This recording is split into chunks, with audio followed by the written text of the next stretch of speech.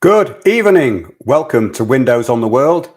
And this is our Monday show. Last week we did it on a Tuesday, and the real time for it is a Monday. Now, it used to be a Sunday, but if there's any changes to that, I will actually post them on YouTube and in our Discord server. So do join our Discord server if you enjoy this type of information and if you like sharing information. Last week's show was called Sabbatean Frankists, the Mary cult and the Catholic Church. We talked about the infiltration of the Catholic Church by the Sabbatean Frankists, both Sabbatai Zevi, who actually converted to Islam, and Jacob Frank, who was the reincarnation of Sabbatai Zevi, according to him.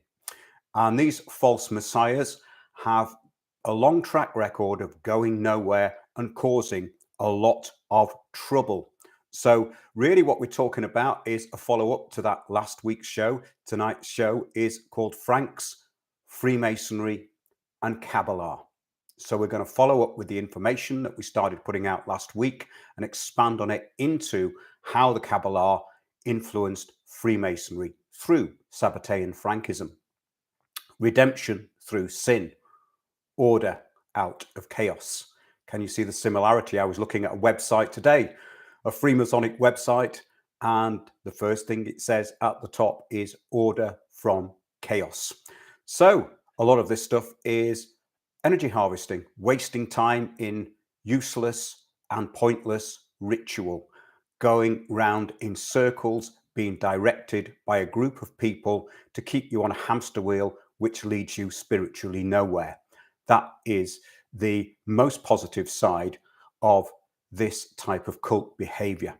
The worst side of it, of course, is a lot different, believing that egomaniacs are the Messiah. We can even see that on YouTube, can't we? We can see it in movements that we are directed into. So yes, people who are sociopathic and psychopathic do get noticed, and people do take notice of them. And this manipulation has been going on for thousands of years, and there doesn't seem to be much of an end to it in sight, because people still fall for flat out liars as long as they tell a good story. And the Cabalistic history is full of these type of characters, self-proclaimed messiahs, degenerates and mentally unstable people. Creepy, demonic, annoying, and at times comedic. That's the tagline, maybe. I wrote that before it started. Creepy, demonic, annoying, and at times comedic. So last week we talked about the Nisterim, which is this group of 36 elders who may well have started the Scottish Rite of Freemasonry. And I thought I would actually put that into an internet search this evening to see what came up under the new artificial intelligence, non-intelligence, Internet 2, which is what we're under at the moment. It says the relationship between Nisterim, Cabala, and the Scottish Rite of Freemasonry is complex and multifaceted. This is obviously a release from Freemasonic sources. It says, while there are connections between Cabala and Freemasonry, the term Nisterim specifically refers to a secret or hidden teaching, and the relationship between that term and the Scottish Rite is, wait for it, not explicitly established in mainstream Masonic literature. Well, it wouldn't be, would it? It would be publicly denied. But in this case, they're not even denying it. They're just saying, well, there may be a tenuous connection, but we're not going to talk about it. So remember what they say about Freemasonry, what they say about themselves. We're not a secret society, but we're a society with secrets. Now I'm going to quote to you from the Grand Lodge of British Columbia and Yukon. And this is what they say about Cabala and Freemasonry. The Cabala is an essentially Jewish mystical or esoteric school, although the Christian church fathers of the first century were demonstrably Kabbalists. Now that is an absolute flat out lie. That is a bald-faced lie to cover up the fact that the Freemasons were taken over by Kabbalists. And we're going to go into that tonight. The difference between the York Rite and the Scottish Rite. a flat out lie, as Cabala started in the Languedoc in the 1200s, was exported to Spain and came into Britain through the so-called Enlightenment, which in actual fact would have been better if it never happened, in my opinion, because we had people like Thomas Paine, of course, who was the promoted puppet in putting forward this new vision, which created this social engineering group called the British, who then went on from being nationalists to being internationalists and now to being globalists. So the whole thing's degenerate from beginning to end, and we're not at the end yet. So yes, there is no evidence for that. It's very telling that it started in the 1200s, and they're saying it started with the first fathers of Christianity in the first few hundred years. Flat out lie. There on the Freemasonic website I've just been quoting from. The subversion of minds into fake mystery. It has hooked millions. And initiates and useful idiots are also, of course, necessary to carry on what they call the great work. Hasn't been so great so far, has it? Order out of chaos describes the system which became Sabbatean Frankism. Create as much turmoil and degeneracy on the earth so the Messiah returns and sorts it out. What sort of minds believe this nonsense? Well, the sort of minds that actually created the Scottish Rite of Freemasonry and the Illuminati lodges in France, which were actually very instrumental in the development of the new Scottish Rite of Freemasonry. Of course, the Illuminati lodges of France were directly involved in the French Revolution through groups such as the Martinists. And we also have from this period the Ellis Cohen, the elected priesthood of the universe. Look at a video we did and also an article at windowsontheworld.net called A Cult That Rules the World ? And another one that's just titled Elected Priesthood of the Universe. Yeah, they do not suffer from low esteem, these people, do they? So Freemasonry, it's not a useful managerial system. It's good for control, but it's a mix-up of false belief, and with this Cabalistic influence into the Scottish Rite, it produced self-proclaimed messianic egomaniacs who were mentally unstable. And of course, we're talking about Sabbatai Zevi, later Jacob Frank. The idea is to usher in an era of stability, peace, and harmony. Of course, we had Freemasonic authors such as Albert Pike talking about this, but that's the stuff they just talk about in public. And when we look into this and we start going into the Cabalistic and underground connections, then they are not really hidden, which is fascinating to me because I love stuff that is just under the surface. And that is the great thing about this. You can find it out very quickly and very easily if you know what you're looking for. You have to have references. If you don't have the references, you can't find anything. That's the trick. So yes, Cabalistic Freemasonry came out of all this, and they were influenced in the first instance by people like Isaac Luria, a Cabalistic teacher, and he was an influence on the later self-proclaimed messiahs. After his pupil had described Luria as the Messiah, other people started calling Isaac Luria the Messiah, and he had a small Cabalistic school. Never actually wrote that much down, but he called it the Lurian Cabala, and it was written actually, I think, after his death by his pupils, if I remember correctly. We also had a few other self-proclaimed messiahs in the Cabalistic fraternity. David Alroy of Iraq inspired Caucasian mountain Jews to attack Persia in the 12th century. See, it's all about order out of chaos. In 1290, Abraham Abulafia proclaimed a new dawn in Sicily using a Cabalistic technique called, I wonder where he got this from, the way of the divine name. Well, the way, he nicked that, obviously. The divine name would be all about the names that are in the Cabala, in the tree of life, the 10 Sephiroth, which you have to go through to reach the highest point, which you're allowed to reach within their system. It's all a bunch of waffle. I've read loads of it. Will lead you nowhere. And of course, we had Nathan of Gaza, who proclaimed Sabbatai Zevi the Messiah, despite Sabbatai Zevi having converted to Islam. And then, of course, we had the Don May, who were referred to as the wife-swapping Jews, crypto-Jews of Thessaloniki, or Salonika as it was then. Got to remember that these people weren't Jews. They were Sabbatean Frankists, or in the time of Zevi, Sabbateans.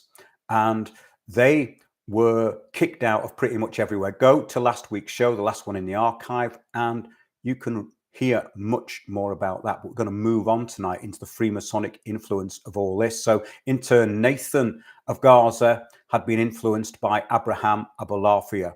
So it's a little cabal of self-promoting know-it-alls who devised this system. They all influenced Templar Freemasonry. Templar Freemasonry really got a hold during the 17 to 1800s.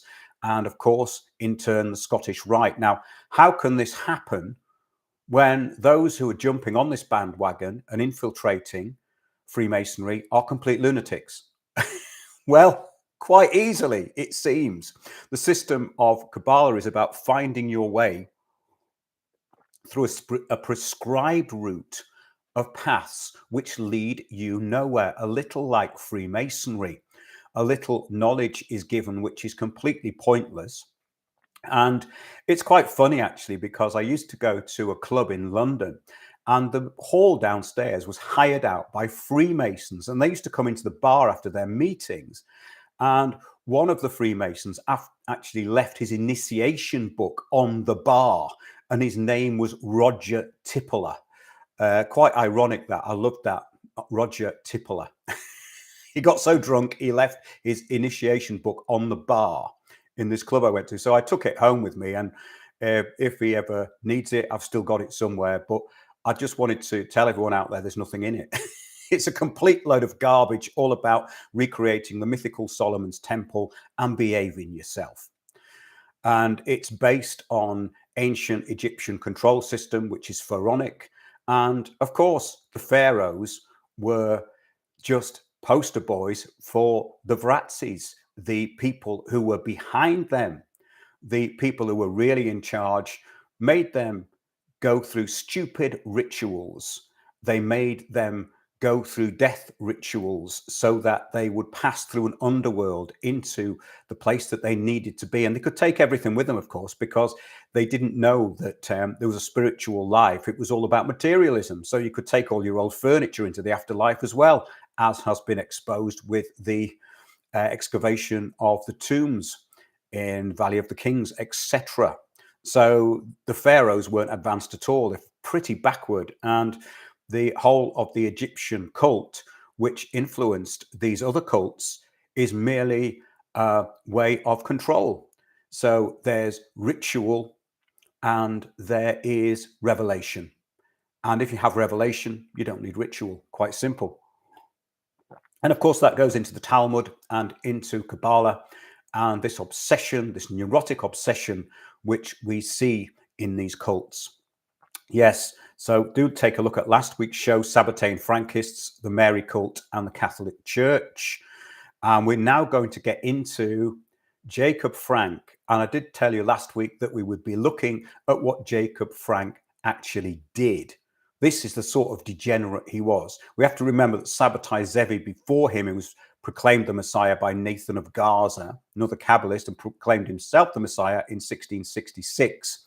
Used to push around a fish in a pram. He used to scream and shout at the top of his voice. He was banned from his hometown Smyrna and pretty much everywhere he went. And he died, or his tomb is in modern day Montenegro. But he was a wanderer, like many of these people.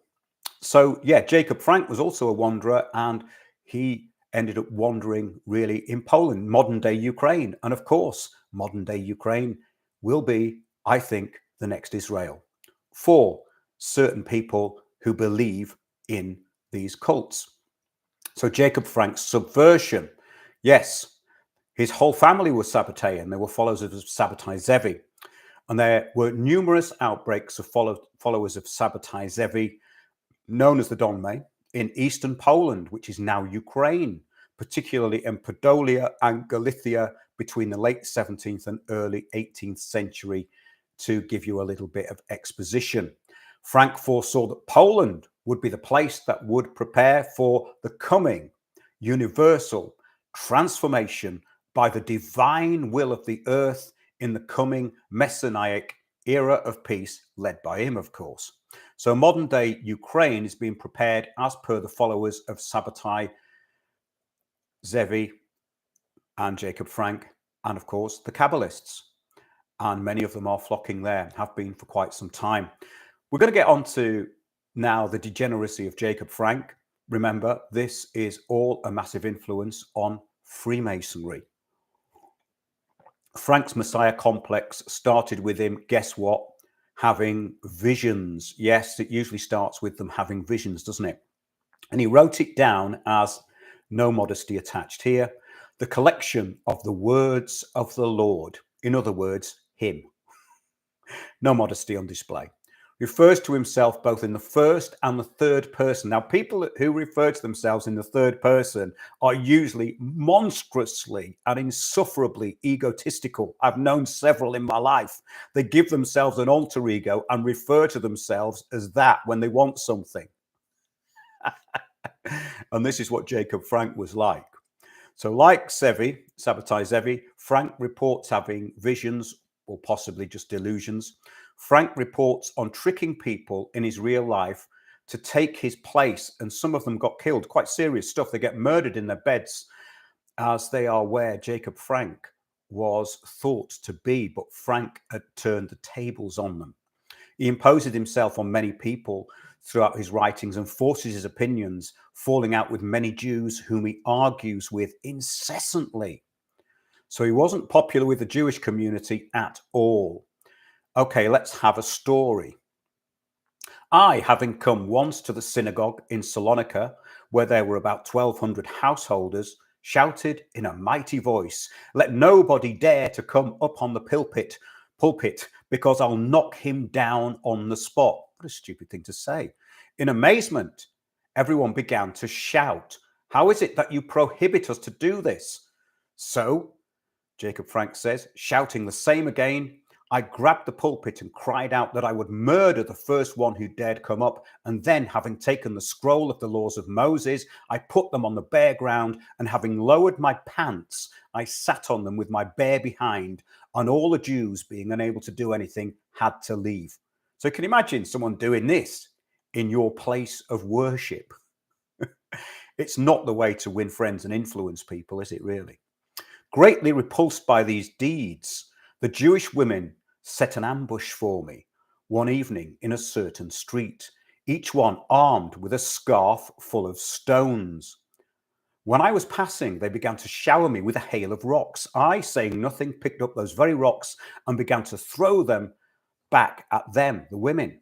Some miscarried right away. Many fainted, many became wounded, groaning and screams spread all over the street, and I went quietly home. What a psychopath. So these women have thrown some stones at him, and he's basically stoned them so badly that they're really injured, and they're lying all over the street, according to him. Having no idea what to do against me, the Jews hired some Turks to kill me in my own home. While sleeping one evening in my room, somehow I was taken by the desire to go lie down on the porch. So I told one Greek man who lived in the same inn that he should sleep in my place that day, and I would go out to sleep upon the porch. And so it happened. The Turks, knowing my room, the one in which I slept, ran in and killed the Greek, thinking that I lay there. So when you think about this, and then you think about the fact that he wrote it down and he's calling himself the Messiah when he's doing this, it only really points to one thing: demonic possession or insanity, doesn't it? And of course, there were many thousands, if not millions, of people over these periods where Sabbatai Zevi and Jacob Frank were around who followed them. In fact, some researchers say at least half the Jews in the world followed these people who weren't Jews. They were converted to Islam in the case of Sabbatai Zevi, because the Sultan got so fed up with his behavior, he said, convert to Islam or we'll kill you. And Sabbatai Zevi, in his own mind, a legend in his own lunchtime, thought that the Sultan was elevating him to the status of a messiah. But Sabbatai Zevi ended up being the doorman for the Sultan, basically doing a bit of door work for the Sultan, the doorman work for the Sultan, like as a bouncer for the Sultan. And he still thinks that he's been elevated to this messianic status. It's quite funny in a way. So Frank then says, what do the Jews finally do?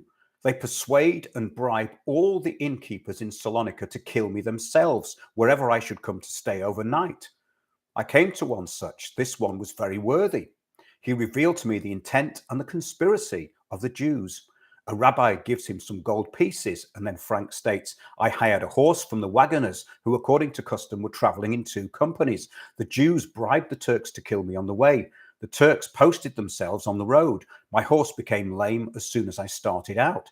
I exchanged it then with my wagon master, and at the same time borrowed a blanket from him in which I wrapped myself and rode up to the front of the caravan.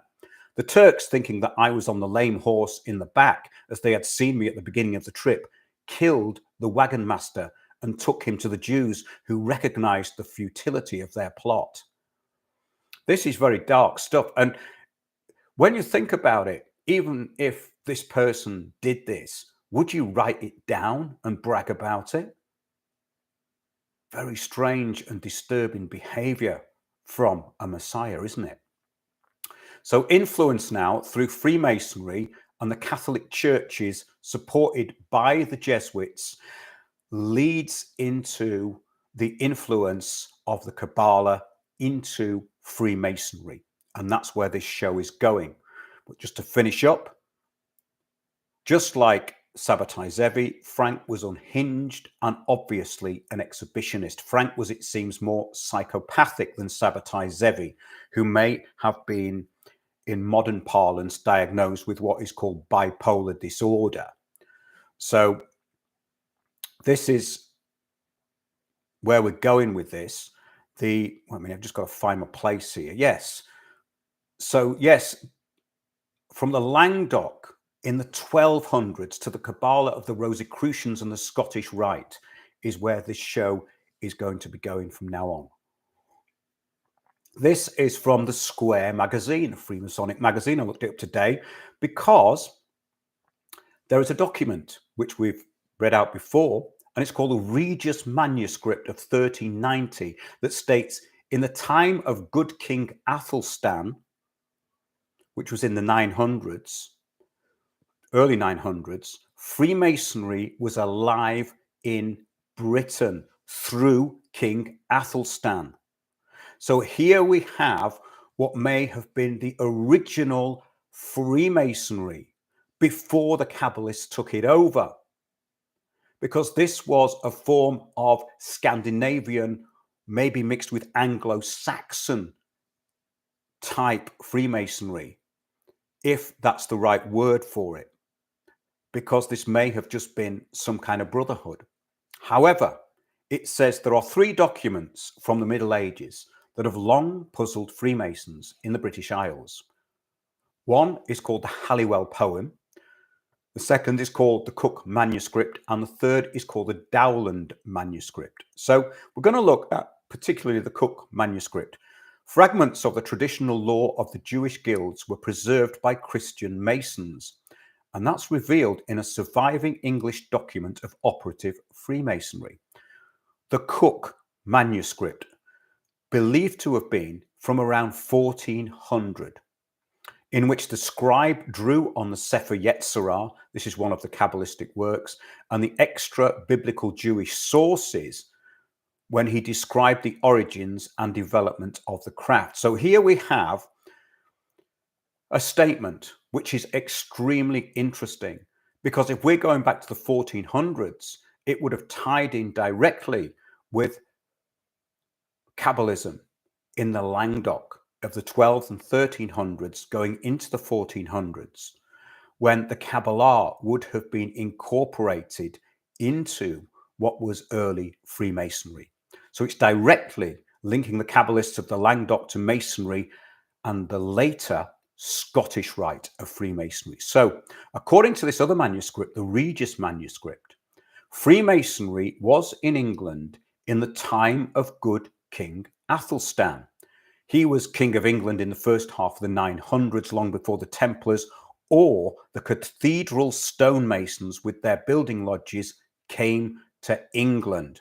This is from a Freemasonic website.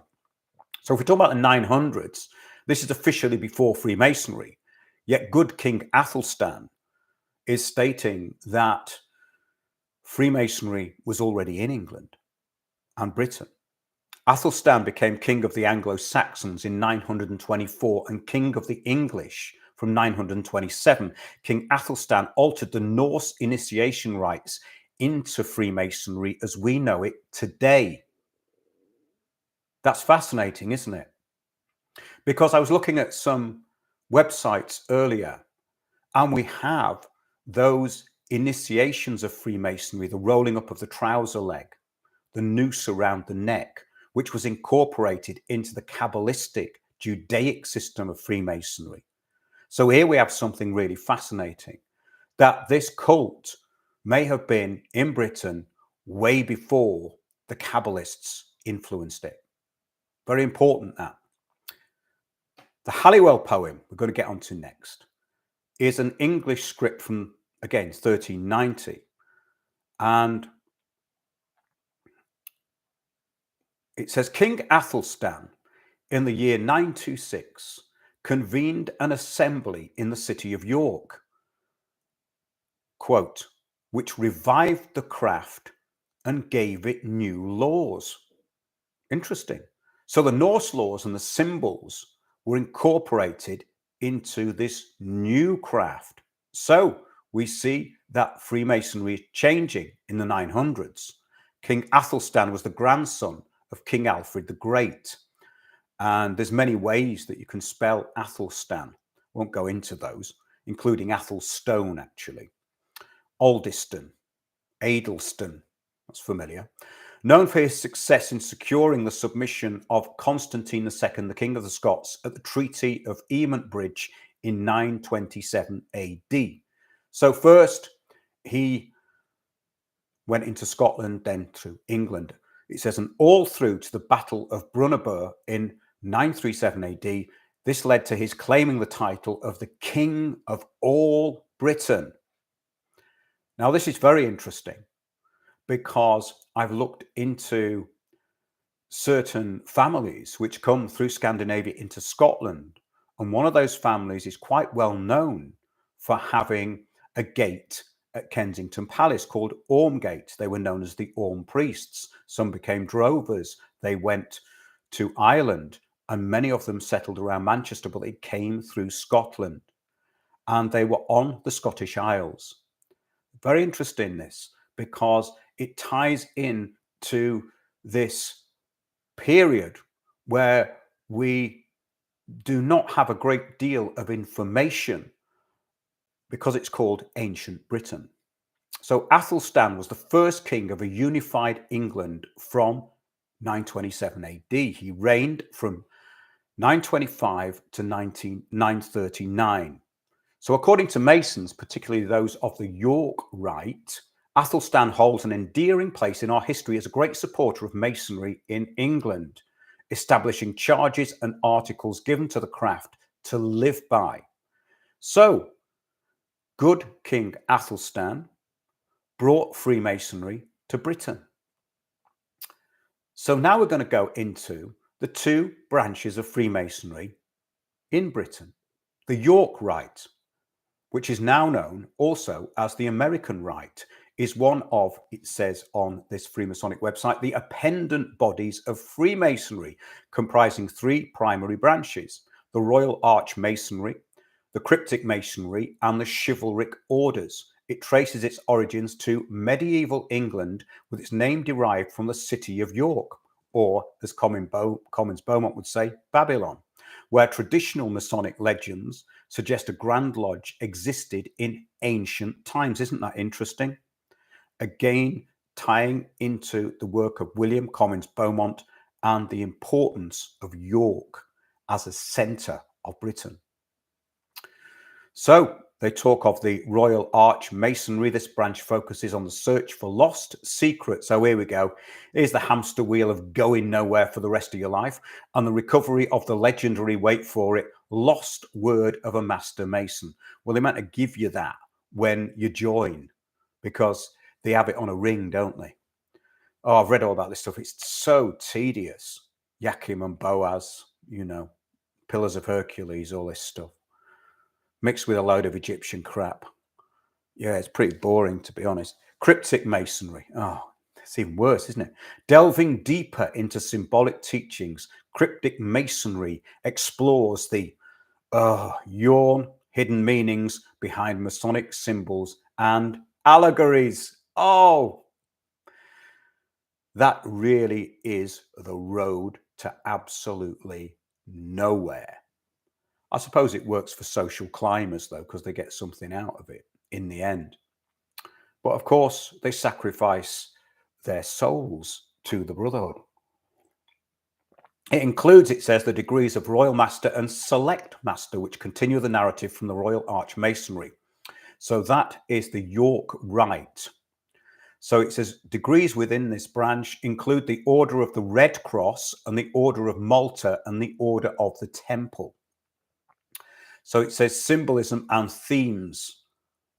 The York Rite incorporates rich symbolism drawn from biblical narratives, particularly focusing on the construction and symbolism of Solomon's temple. Yes, the allegorical building of the temple as you ascending as you go through every layer of this knowledge of how the temple is built.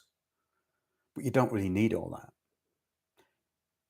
However, it says its degrees are steeped in, wait for it, you're never going to guess, allegorical teachings emphasizing moral lessons, or basically mind control. Spiritual growth, well, that's just filling your head with a load of garbage. And the search for wisdom and truth, well, that's probably getting pissed up every 3 or 4 weeks with all the rest of the lodge. I used to see these people, and the state they got into was not spiritual whatsoever. You're talking about people who were very heavy drinkers when they had their lodge meetings. This club I used to go to was just down the road from Grand Lodge, Great Queen Street. It's near Holborn. And the state of these people, they would come into the bar and it would just ruin the atmosphere. Everything about them was wrong. So it basically a never-ending quest for nothing. The York Rite structure provides a cohesive journey for Masons seeking further enlightenment and understanding within the framework of traditional Masonic teachings, it says. So now we get on to the Scottish Rite. The Scottish Rite is a branch of Freemasonry that emerged in the 18th century, likely originating in France. Now we know the background of it, and we know the background of some of what happened in Scotland. This starts to make sense that it's a completely Cabalistic order. And also another thing that's very important is that Scotland has always had a massive Hebrew connection. We'll look at the Treaty of Arbroath, for instance. But also, I've been reading today about the influence of the Cabalists in Scotland way before this. And of course, in the last show, we talked of Adam Wilson of the Adamites, and we talked of the Jacobites, and we talked about these cults which were very influenced by the likes of Sabbatai Zevi and Jacob Frank. Okay, what is the Scottish Rite according to them? The Scottish Rite is a branch of Freemasonry that emerged in the 18th century, likely originating in France. Yes, that's where the Illuminati lodges were. They were responsible for the French Revolution, of course. And if you want to read all about that, or read about the cover story side of it, look at a book called Fire in the Minds of Men by James Billington. And it gives you massive detail of the history of what became known as the French Revolution. And if you want the role of Freemasonry in that, you need to go a bit deeper. But that will give you the names to look up. Then you can look at the lodges which they were connected to. So the Scottish Rite name is derived from the alleged connection to Scotland, though its development occurred primarily in France and later expanded to other countries. I would suggest that Freemasonry and this group and the Nisterim were probably already in Scotland by this time. The Rite structure was formalized in the 18th century, and it gained significant popularity in the 19th and 20th centuries. Well, I would say from the French Illuminati lodges involved in the French Revolution, such as the Martinists, very, very connected to the Scottish Rite. The Scottish Rite, above the York Rite, is the Illuminati Cabalistic system of Freemasonry. The York Rite is very insignificant in comparison to the Scottish Rite as far as influence goes. Some of the bodies include the Lodge of Perfection, the Council of Princes of Jerusalem, Chapter of the Rose Cross, and Consistory. So they have a Rose Cross degree, a Rose Croix in French, Rose Croix degree coming from the French. And of course, the Order of the Rose Croix, also known as the Ellis Cohen or the Elected Priesthood of the Universe, are connected to the Rosicrucians, another Cabalistic group. And their story of Father RC, as we said in last week's show, is Cabalistic. So are their documents, the Farmer Fraternitatis, the Confessio, and Johann Valentinus and his alchemical wedding, purely Cabalistic. So, yes, we can talk about the Ellis Cohen and the Order of the Rose Croix. And then they talk of their 33rd degree. The highest degree within the Scottish Rite, the 33rd degree, is an honorary degree bestowed upon members who have demonstrated exceptional dedication, or I would say obedience, to the service of Freemasonry. In other words, if you're a really useful idiot, they'll give you one of those. Philosophy and symbolism. Let's see what it says. The Scottish Rite places a strong emphasis on philosophical inquiry, moral teachings, and symbolic interpretations. Its degrees explore a wide range of subjects, including ethics, history, religion, and metaphysics. Symbolism plays a significant role, with each degree conveying, wait for it, you know what's coming next, don't you? Allegorical lessons and spiritual insights.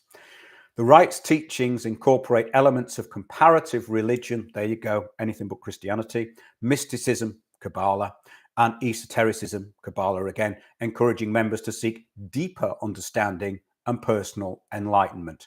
Main differences between the York and the Scottish Rite.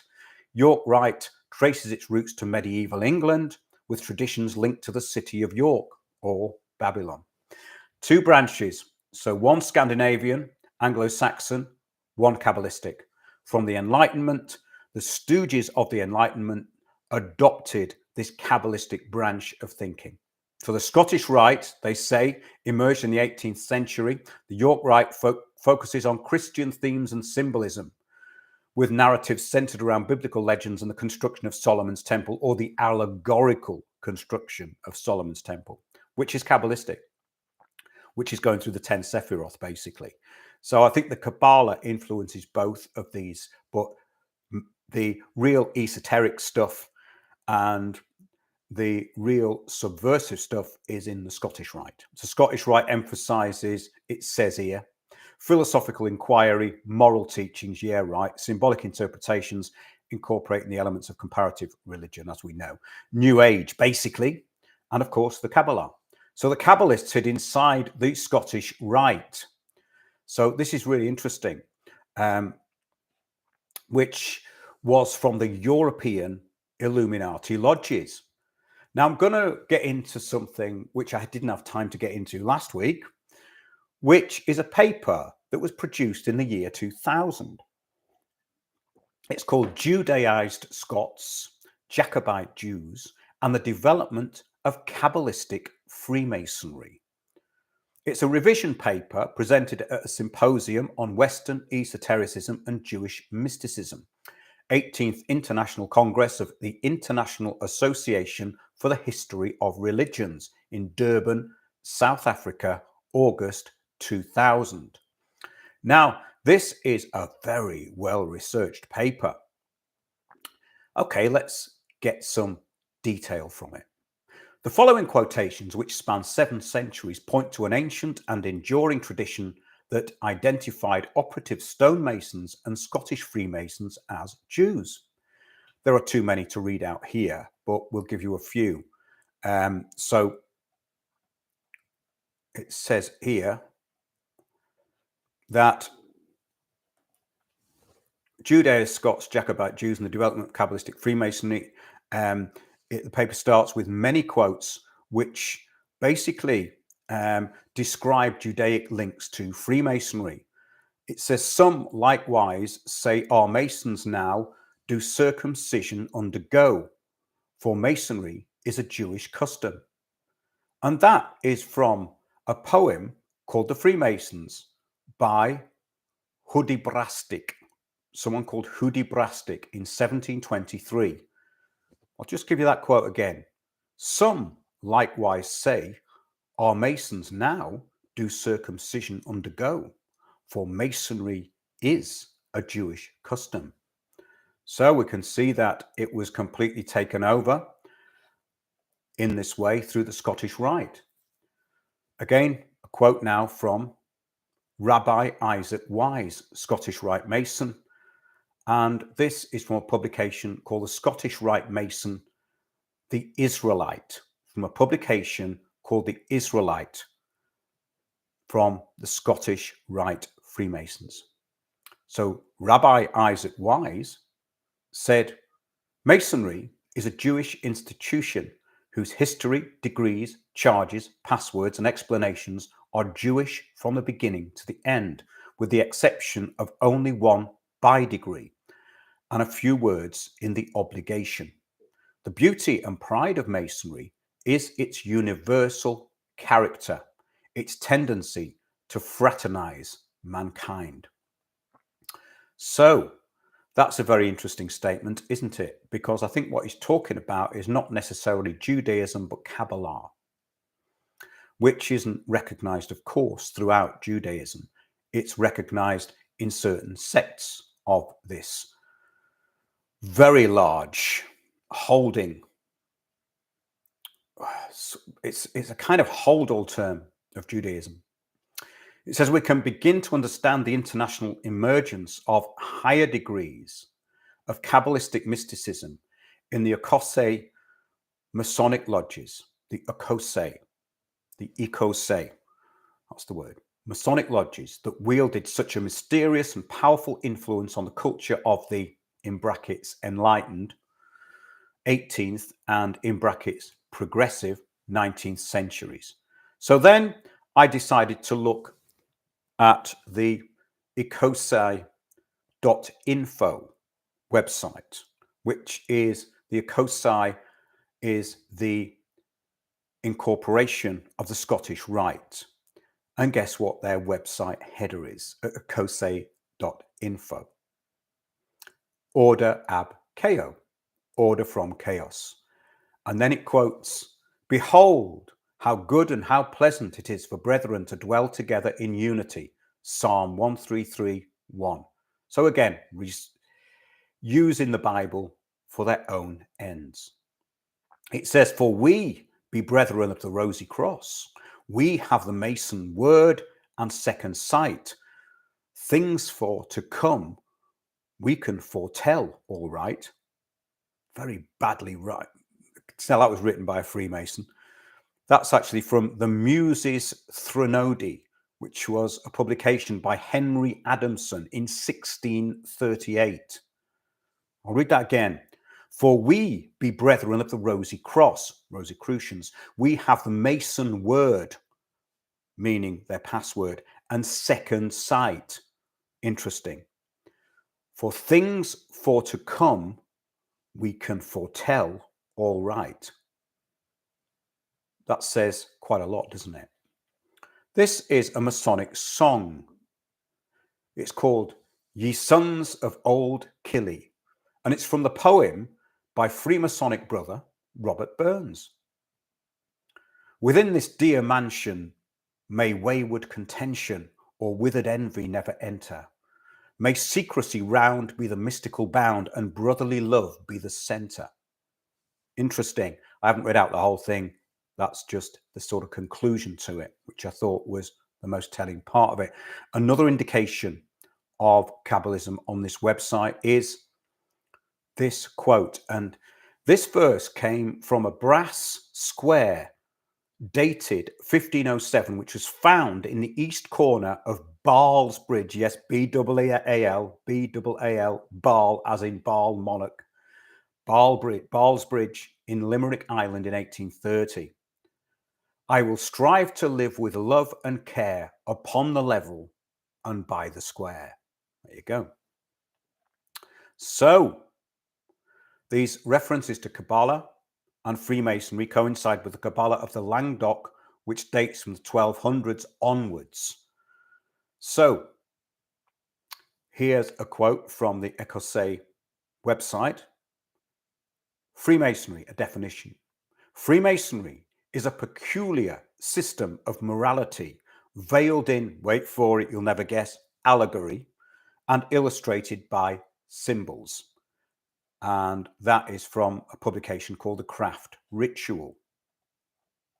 So, under that, on the website, it says, Audi vide tasse. Hear, see, and be silent. There you go. They're not a secret society. They're a society with secrets. It's in their own words, you see. So, now we get on to the Sinclairs of Roslin and Roslin Chapel and its importance. William St. Clair of Roslin, the 20th feudal Baron of Roslin, 1700 to 1778, was the first Grand Master Mason of the Grand Lodge of Scotland. He became the first Grand Master Mason by acclamation on St. Andrew's Day in 1736. He was initiated in Lodge Canongate, Kilwinning, on the 18th of May, and he passed on the 2nd of June 1736 and was raised. That's the third degree, where you go into the coffin and then you're reborn into the brotherhood. I think that's what we mean by that. And raised on the 3rd of November 1736. So after 3rd of November 1736, there was no going back for William St. Clair of Roslin. He was in the brotherhood for life. He was supposedly the last of a long line of hereditary Grand Masters and surrendered his hereditary office on becoming the first elected Grand Master of the new Grand Lodge of Scotland. So they're saying he was a Grand Master by hereditary lineage. So maybe he didn't have a choice. However, it says, his ancestors were actually patrons and protectors of the Scottish stonemasons, according to the Sinclair charters, and they were never hereditary Grand Master Masons, as the foundational myth of the Grand Lodge of Scotland suggests. So maybe they just stated that he was, and there's nothing that the Sinclairs can do about it. So because they were initiated into the Grand Lodge, they're saying, well, they came from a long line of our lineage. So they've usurped possibly the bloodline of those of Roslin Chapel, the Sinclairs of Scotland, as being some kind of predecessor and Grand Masters which predated their own lodge, therefore adding to the myth, the legend, and the allegory, which they're so fond of. So they were co-opted into the new system of Masonry by the look of it. The first Sinclair Charter, it was granted by the Masons of Scotland to William St. Clair of Roslin in 1601. Very interesting. This is all coinciding, of course, with the Rose Cross Fraternity, the Rosicrucians, whose first publication was around 1610, 1614.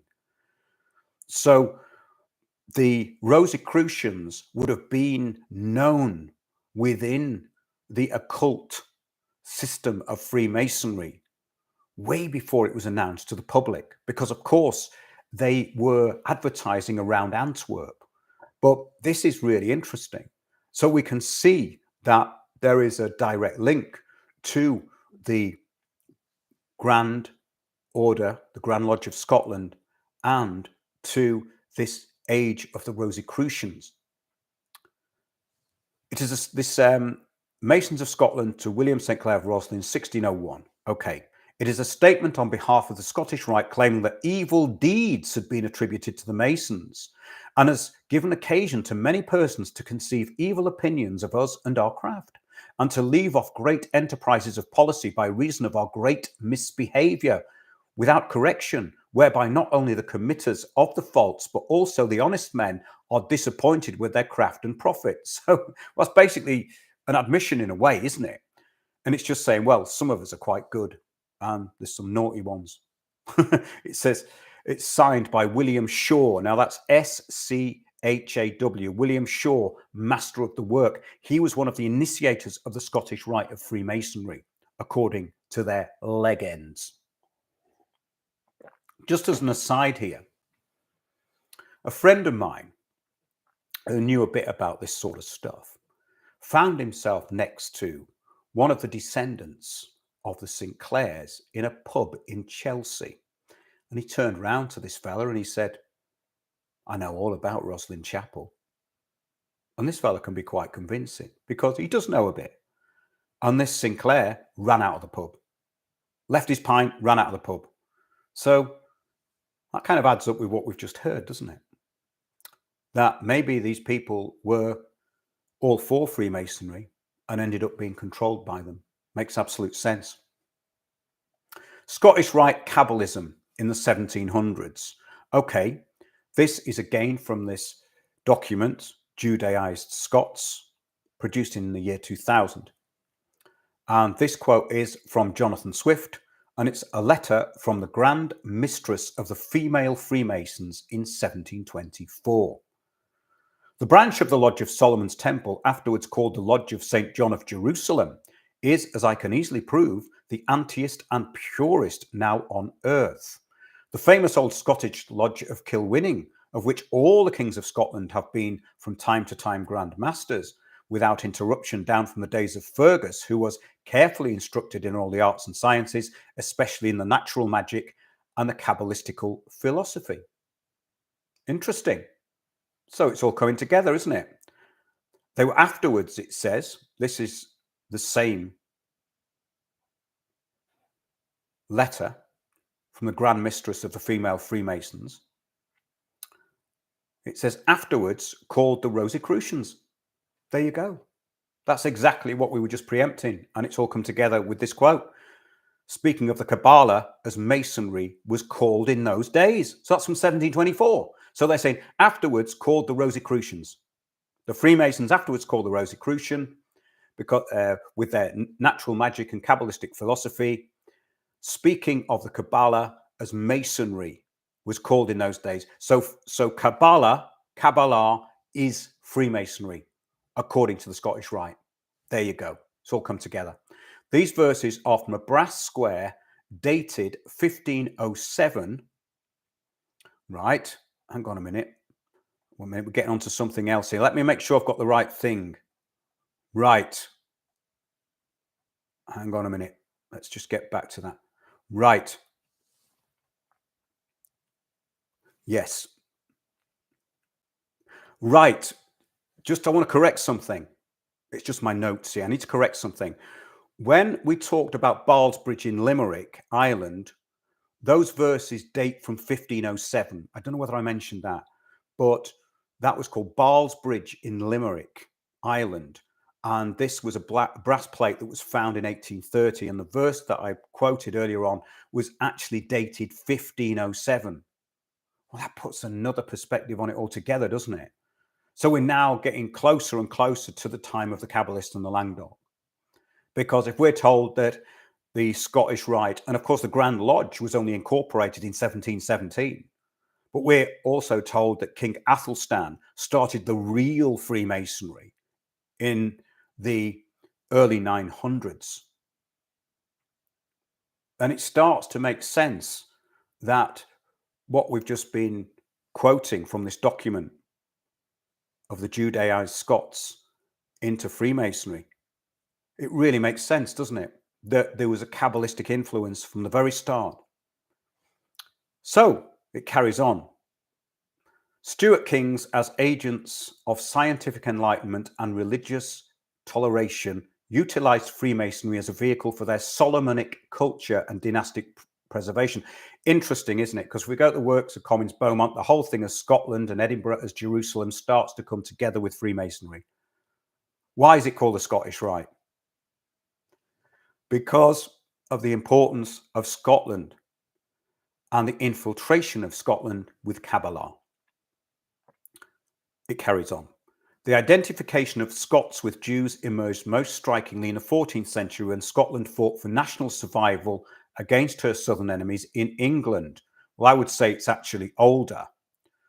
The Cabalistic work, the Sefer Yetzirah, has a Masonic function, for the letters and words serve as building blocks. Now, this is where it ties again to the Scottish Rite.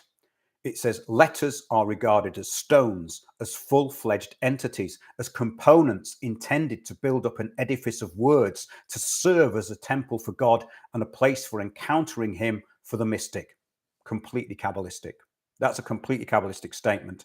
Goes into the gematria, the letters, the 22 letters of the Hebrew or Aramaic language as it became.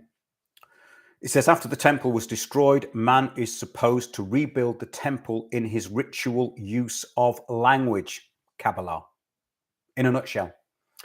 It says the Masonic aspects of the divine and human activity reveal a hidden and mighty dimension of the Hebrew letters. Well, it's actually Aramaic, which enable operations that can bridge the gap between the human or the material and the divine. Here we have to look at the Scottish Hebrews. Go and have a look at the Treaty of Arbroath. Go and have a look on a map of Scotland and have a look at a place called Succoth, which means Sabbath, which I believe is where Hebrews came in to Scotland. And maybe they came in from another part of Scotland. Have a look at that. Succoth, meaning Sabbath. Succoth. Did a bit of a deep dive on this about 10 years ago. But let's carry on. It says, yes, the Hebrew letters have numerical correspondences, and the complex linguistic numerical computations of the Sefer Yetzirah become relevant to the mathematical skills of architects and masons. So here we have, it's totally Cabalistic.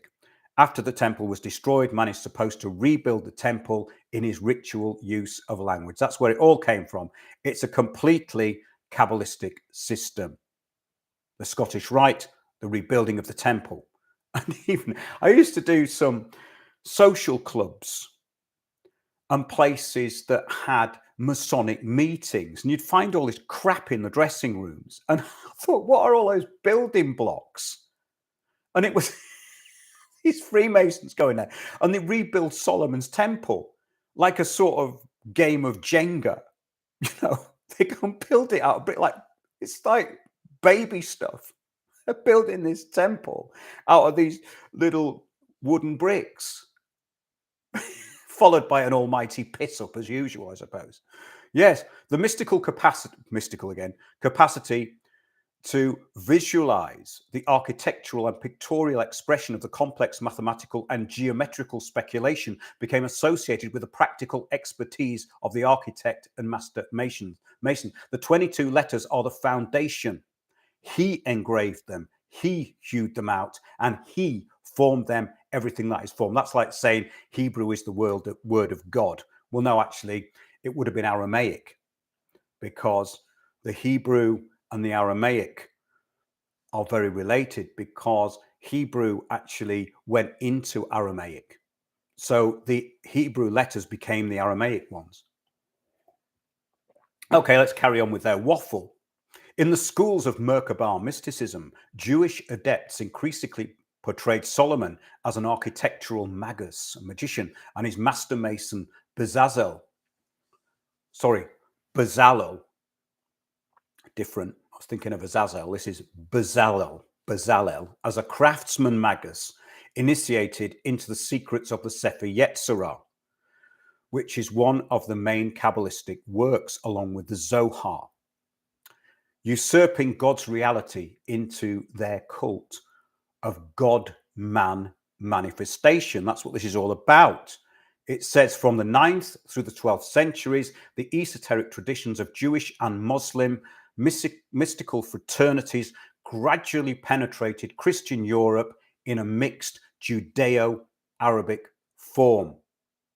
So here we have Jacob Frank, Sabbatai Zevi, and the Cabala all coming together.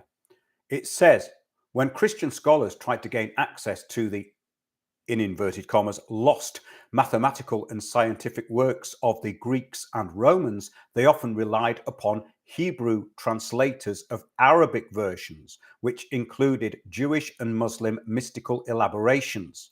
This is where it ties in to people then being involved in Islam and going to Arabia, as of course did Father R.C. of the very mystical and allegorical Rosicrucians. He went to fairs in Morocco and he traveled through the Arab lands and he was trying to preach this new system, which was Cabalistic, and they had their own system. All starts to add up when you read between the lines, which you have to do with some of this stuff. It says, because orthodox officials of all three religions tended to scorn the study of mathematics and natural science as leading to forbidden magic and heresy, it's through the Catholic Church, of course, the building guilds for whom such study was necessary to their craft technology strengthened their traditions of oath-bound secrecy. There you go.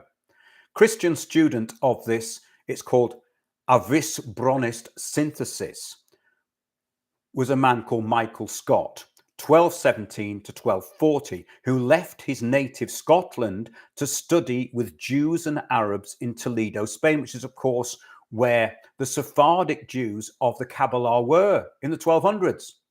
So there you have a direct connection where he incorporated the number symbolism of the Sefer Yetzirah into his mathematical, astronomical and linguistic theories. Moving to Sicily, Scott worked with the Jewish savant Jacob ben Anatoli on Latin translations of Aristotle, Maimonides, and other non-Christian philosophers. Newman, who's the writer, characterizes the friendship between Scott and Anatoli as one of the most significant in medieval thought. Fascinated by Solomonic traditions, Scott gained access to Jewish and Arabic mystical works on mathematics, magic, and alchemy. So here we have it, 1217 till 1240 was when this was happening, which ties directly into the time of the Cabalists, Moses de Leon, the Zohar, the Languedoc, Spain, all coming together here with this Christian student. And of course, he wasn't the only one. So the Christians were getting infiltrated by Cabala at the same time as Cabala was being created in the overheated minds of the Kabbalists before, obviously, the later self-proclaimed messiahs. And remember that they've always been self-proclaimed messiahs in Cabala. After consulting with the Grand Master of the Templars, interesting, the heterodox Emperor Frederick II asked Scott to accompany him to Jerusalem. Where do they mean by that? Well, maybe they mean that place in the Middle East, but maybe they're actually referring to the place in Edinburgh. It says, where he won the peaceful surrender of the city by promising religious toleration to the Jewish and Muslim inhabitants. Scott made notes on his observations in Palestine, and when he returned to Scotland circa 1230, this is right in the middle of the Kabbalistic era, he brought with him a unique knowledge of Jewish, Muslim, and Crusader law. So here we have the crossover with the Templars into Cabala. In the 19th century, we're going to jump forward now because I'm taking notes from this document, when Sir Walter Scott, an active Freemason, described someone known as Old Michael as a Scottish patriot, a Kabbalistic magician and infernal architect, order out of chaos, he drew on earlier fraternal law in Spain. The Templars employed Jewish surveyors and geometricians such as Abraham Bar Hevia and the Cavaliera family. They were heavily Kabbalistic, who were familiar with Solomonic architectural mysticism. In order to attract donations for their architectural projects, the Knights Templar publicized throughout Europe the immense resources that they poured into the construction and maintenance of fortresses. This is interesting because the Knights Templar did have a massive building program. Places in Portugal are amazing. And of course, we see it all across Europe. Detailed accounts of the building of the great castle pilgrim at Acre, where, of course, they, I think, lost the battle with the Muslims, were sent home and published. And the Templar as architect in stone became a fixture in the popular imagination. So here we get the whole PR thing coming out of the Templars, including their hero knight, King Arthur, which went into the Mabinogion and the myths of the 1400s in the age of chivalry later on. So, like everything else, their PR output included the later knight hero, King Arthur. So, the poor knights of the Money Temple. That's what we're going to get onto next. Yeah, just I'm having a trouble with this. It jumps up and down for some reason. I don't know why. However, just have a swig of this. So now let's get on to the poor knights of the Money Temple. In England especially, the Templars used architecture as a visual aid to impress the populace by their direct connection with Jerusalem, which they expressed in the round church built in London in 1185. That's the Templar church in the city of London. Not that impressive, but it's round and it's got a dome. I've been inside it. But this is interesting because the Templars using architecture as a visual aid. I remember I did a show years ago, and this is, I think, how this stuff gets into legend. They were saying that these Templar constructed churches were very good to have out-of-body experiences and stuff like that. I would say there was nothing esoteric or mystical about the Knights Templar. That was the cover story. They were, of course, the first moneylenders and the transporters of gold and the producers of promissory notes. The poor knights of the Money Temple, not the poor knights of Christ. And of course, they became incorporated into the Knights Hospitaller or the Knights of St. John of Jerusalem. So many different titles they had. But the poor knights of Christ is probably the most ironic. In England especially, the Templars used architecture as a visual aid. The Templar Church in the City of London is actually nothing very special and cannot compare with the age of cathedral building. That's very, very important. When we look at the cathedrals across Europe, they are in another league to the building of the Templars. The interesting part are the Templar graves around the church, actually. If you ever want to go to the City of London, have a look, because you'll see the graves of Templars, and they always have their right foot forward for initiation, even on the graves. So they've got these little statues of the Templars with their right foot forward. Very, very interesting. But it is to me anyway.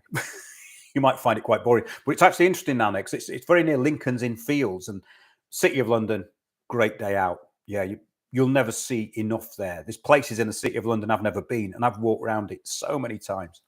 The design was based on the Dome of the Rock. This is the Templar Church in the City of London, which was at the time a mosque, which they believed was the plan of the original Solomon's Temple, which of course they do to this day, as I think is a major distraction. After the construction of their Jewish church, in inverted commas, the Templars continued to have a significant influence on operative masonry in England. In 1271, the future Edward I visited Palestine, where he collaborated with the Grand Master of the Templars. On his return, he determined to build Templar-style castles as part of his secret plan to first fortify London and then conquer Wales and Scotland, which of course he did. He ordered his keeper of the works to manage, in inverted commas, the craftsmen and to extract money from the reluctant Jews to help finance his architectural projects. And like his father, Edward made the Templars guardians of the royal treasury, and they also held the tallage of London and of the Jews. Thus, the knights were involved in these Masonic Jewish negotiations. Closely affiliated with the Templars was the Crusading Order of St. Thomas of Acre, and Edward I employed so-called Brother John of St. Thomas as master of the king's works, an operative mason who worked with the keeper of works and the master mason. John was given responsibility over the Tower, Westminster Palace, and the King's Mews. Acre had served as a centre for Christian and Jewish pilgrims to Jerusalem, and it gave refuge to hundreds of rabbis from England and France. The city had a flourishing artisan culture, and it attracted Jewish scholars and theosophers such as the great Cabbalist, the one we mentioned earlier, Abraham Abulafia, 1240 1292, who merged the meditation techniques of the Sefer Yetzirah with those of Sufi and Christian mystics to develop a complex methodological technique for achieving a visionary marriage with the Shekinah, an experience of psychoerotic ecstasy. Again, I'm quoting from this paper, Judaized Scots, year 2000. Abulafia reached out to Christians and even hoped to convert the Pope to his Kabbalistic theosophy. This again ties in to last week's show, where the later followers of Jacob Frank, the Kabbalists of modern-day Ukraine, were actually hiding inside the Catholic Church as Catholics. And of course, they went to Ireland. So we have the Kabbalists going to Ireland into the priest, I think it's Jacob Moran, Murano Jew, who was actually descendant of Sabbatai Zevi, of Jacob Frank. And the descendants of Zevi ended up in Ireland also, through his daughter, Ava Frank, who also proclaimed herself to be the Messiah. Can you see how it's gone wrong so far? So Abulafia reached out to Christians and even hoped to convert the Pope. His efforts resulted in the apostasy to Christianity of some of his followers. So what they mean by that is that they started hiding within Catholicism. And of course, the Catholic Church wanted them because they had a middleman system, the same as the Catholic Church. In other words, you had to go through the tree of life to attain any kind of higher vision. Worked perfectly with the gatekeepers of the Vatican, later Vatican, as it was before 1829, the Catholic or Universal Church. Remember, there is one universal church outside of which there is absolutely no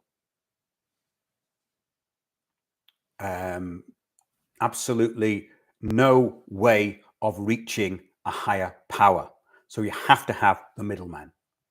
It says it is possible that Abulufian interpretations of the Sefer Yetzirah influenced the architectural mysticism of Christian as well as Jewish Masons. There you have it, bringing it all together, the Cabala into the Scottish Rite and later into Theosophy through people like MacGregor Mathers, who wrote his own book on Christian Cabala, and Johannes Roslin, who wrote about Christian Cabala.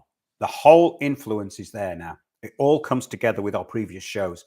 It says, when Sir William Wallace raised a popular rebellion against the occupying English forces, he was aided by the prophecies of the second-sighted bard Thomas the Rhymer, whose political and military precognition became part of Scottish patriotic and Masonic legend. Rhymer's prophecies were subsequently embellished in Solomonic imagery, which portrayed future Scottish kings marching into Jerusalem. And where's Jerusalem? Edinburgh. This development was possibly associated with the increasingly public identification of nationalistic Scots with the Jews of the Old Testament. All comes together with Beaumont's stuff as well. An identification that many believed was reinforced by blood relation. From the 11th century, Scots prided themselves on their racial descent from the ancient Egyptians of Mosaic times. So, the shows that we've been doing on Shattered Isles also tie directly into this. As I'm doing these shows, even more things are linking together, which is why I like doing them live, because it makes it all start to fire off. Fantastic stuff. So, it says here, after Moses fell into disfavor, Gathelus became leader of the Egyptian army and married the pharaoh's daughter, Scota. However, Moses was friendly with the young couple and he gave them the stone of destiny, or Jacob's pillow, which they carried to Spain, Ireland, and finally to Scotland, where it became the coronation stone for the Scottish kings. The stone's connection with Jacob's vision fed into Scottish traditions of second sight and bardic prophecy. I would suggest that Scotland was the center of all this stuff. And that is why the Stone of Scone was so important to the kings of Britain. It is in Westminster Abbey, of course, and every monarch has to be crowned upon the stone, or what may now be the fake Stone of Scone, which is actually and has actually been defined as a Roman doorstep. So the original Stone of Scone may well have existed, but it's certainly, probably, definitely, maybe, or probably not the one in Westminster Abbey today. By the early 12th century, the Scottish King David I, a close friend of the first Grand Master of the Templars and major employer of the Knights Templar, was portrayed by an English chronicler as a descendant of the biblical David. Here we go. How many times has this been used to justify people taking over? Most recently, of course, the House of Hanover, masquerading as the House of Windsor, Saxe-Coburg-Gothas. It says, whose royal image as patron of temple church building he reflected. Biblical David, of course. Elaborating on these Jewish roots, Scottish writers would proclaim David the first descent from Japhet, the son of Noah. Okay, so we're talking here about the real versus the fake, the fantasy versus the true reality.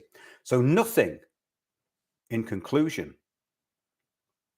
in the Jerusalem of today can be related to the early Jewish era, and its oldest archaeological remains are only late Roman. Nothing in the group's ruins, it says, hang on, keeps jumping about this, don't know why. Nothing in the groups of ruins at Petra, Sebaste, Baalbek, Palmyra, or Damascus, or among the stone cities of Haram is pre-Roman. Now, that is a quote from The Great Deception by William Comyns Beaumont, that nothing in the Jerusalem of today can be related to the early Jewish era. Its oldest archaeological remains are only late Roman. Of course, this was repeated in the riddle of prehistoric Britain as well. And this is where it starts to get interesting. So we've put together the earliest migration of Freemasonry through King Athelstan into Britain, into Scotland, the Cabalistic influence from the Languedoc, the parallels in the time spectrum going into not only the Templars, but the Rose-Cross Freemasonry, the Scottish Rite. All of this goes into Cabala and the influence of Sabbatai Zevi and Jacob Frank, who were just the most recent of these messiahs.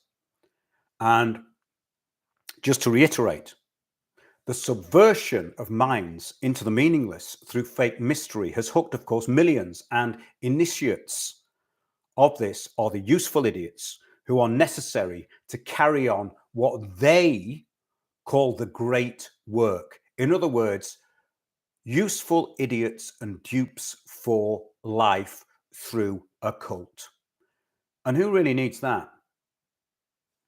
This ties in to the work that we've been doing in the shows, which is all about elevating yourself above cult behavior, the perfected mind field, which is something which is available to everybody, but takes real work and real self-realization that what we gain inspiration from is outside of us, and it is from God. It is from a higher power. We cannot force ourselves into seeing the higher power through a ritualistic system based on stupidity and mind control. So I hope that put a few things together. It certainly did for me, and that's why I enjoy doing these live shows, because they make my brain fire as I'm putting all this stuff together. So do remember, we're here every Monday, 8 p.m. GMT, and do check out the website, windowsontheworld.net. You can join our Discord server. All the links are on the homepage of the website, and do support the show if you like what we do. So thanks a lot, everybody. I'll get off now and look at some of the comments.